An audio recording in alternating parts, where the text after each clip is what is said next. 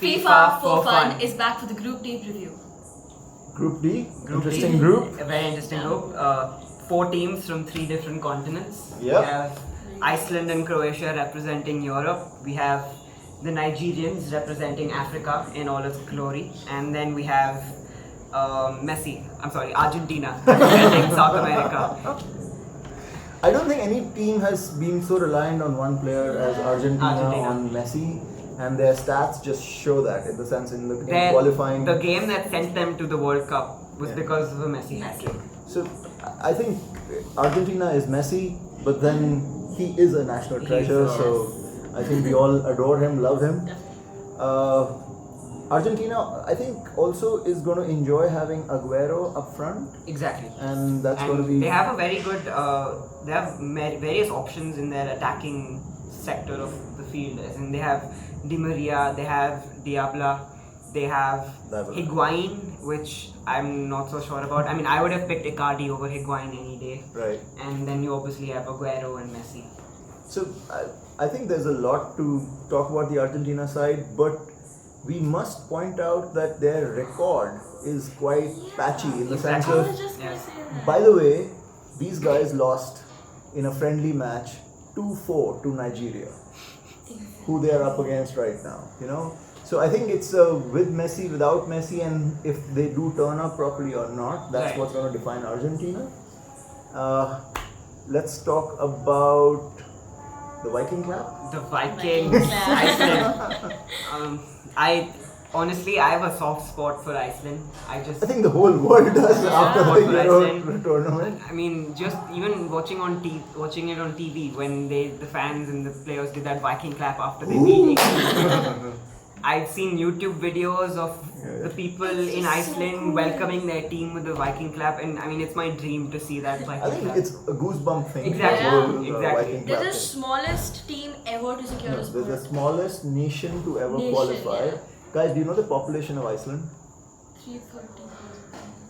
3.3 lakhs. That's probably like a suburb of Pune. Okay, and probably our suburb is as big as Iceland, right? And I mean, but they're there. Yeah. And they're amazing. Sigurdsson, I think, key player for them. I absolutely love them. Yes, and they do have a lot of Premier League experience. As in, they have a lot of players who play in the Premier League and in the League One, the Championship, right below them. And I honestly think they're a really good squad. Oh, absolutely. Very tight defensively. And they pounce on that one or two moments to score their goals. Especially they do the best throw in the penalty area. Exactly. So that again is one of their big strategies. So lots of heart, lots of First time in the World Cup. First time in the World Cup.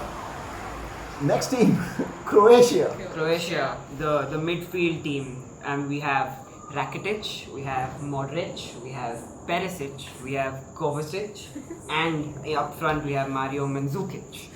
And Mandzukic is the giant from Juventus. Lots of goals expected from him. Very good midfield. You cannot praise Modric or Rakitic enough. Yeah, these guys are La Liga titans. So they're just brilliant. So again, lots expected from them, but again, their record too in there has been quite patchy. So when you look at the results, I looked at the matches, and the best match that they've had for a long time was last year in November. Yeah. I think when they beat Greece 4-1. And after that, it's just like 2 or 1 goals or just draws. Actually, they lost to Peru. Yeah, and it's pretty. And Brazil. So yeah, it's. I think it's. People say don't look at the friendlies because they're all experimenting. The coaches are trying different things, but that is what we have on hand. And Croatia is a great squad. Great squad. But I don't think it's come all together for them yet. Which brings us to our Golden Eagles, the Nigerians. The best jersey in the World Cup. We're supposed to have a review on that. We're going to do a video discussing the different jerseys, but Anwam's already given his clear point of view with the Nigerian jersey. Again, a very good squad. Iwobi, the Arsenal player. Victor Moses. Ndidi as well. Kelly Iniacho. So the yeah, striker. it's a it's a really good squad, and they play with a lot of flair. At least I Exactly. remember them in the past playing with huge flair, and they're a good side to watch. In fact, even Croatia, I think, has lost some of that flair. I remember them from the era of Davor Suker. Okay. And I mean, they were a treat to watch. These guys would be, passing swiftly, running rings around, and Nigeria would do the kind of the long Long balls and control and some outlandish moves in the past. So they're a good, fun side to watch. And So they will be backed by their supporters who always know how to carry their Party. team forward. I mean, African supporters are just magnificent and just great fun to watch. Even the South Americans. On that, and the other as an hand. aside, we are not going to badly even with the Iceland Iceland, supporters yeah. because you have the blondes and the beards. So it's going to be fun watching all of them. We hope to catch somebody from this team in In this group, yes, in the round of later 16s round of of the 16 quarters, match. right. So let's see how that goes. Guys, the tough one. I think this is one of the toughest groups where we have to choose the set order. I can see a team beating Argentina to the top spot here because I'm just not sure Argentina have that consistency in their wins and against such good squads here. But I somehow still feel that Argentina will manage to come out on top and will top the group. Okay. So I am convinced Argentina will top this group because I think Messi is going to make it like his personal mission. I think this is probably going to be his last one. Right. And the guys suffered more torment from the supporters, etc. I think it's horrible, the right. kind of things that have been said about him. He's now going to make it his personal mission. I feel Argentina is going to Gonna win really it. turn up and turn on the style. Second one is going to be the toughest Toughest one, one. which is I honestly I can't make this decision. I don't I think know. there's an emotional connect with Iceland. Iceland. I was gonna say And Iceland. but there's Croatia too. I think I'm gonna go with Croatia, even though it hurts me, but I will go with Croatia.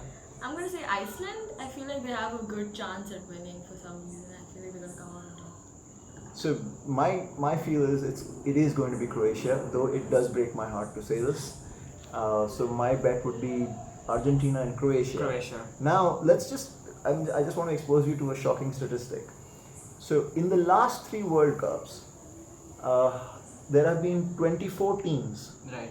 who came in second spot, Right. in their groups and progressed to the round of 16. How many of those progressed beyond that round of 16 match? Was there all of them? Only 3. So if you top the group, you have a shockingly high probability of moving ahead versus the team which comes second. So only 3 teams in the last 3 World Cups have actually managed to go through. And that, I think In Brazil, I think it was 0.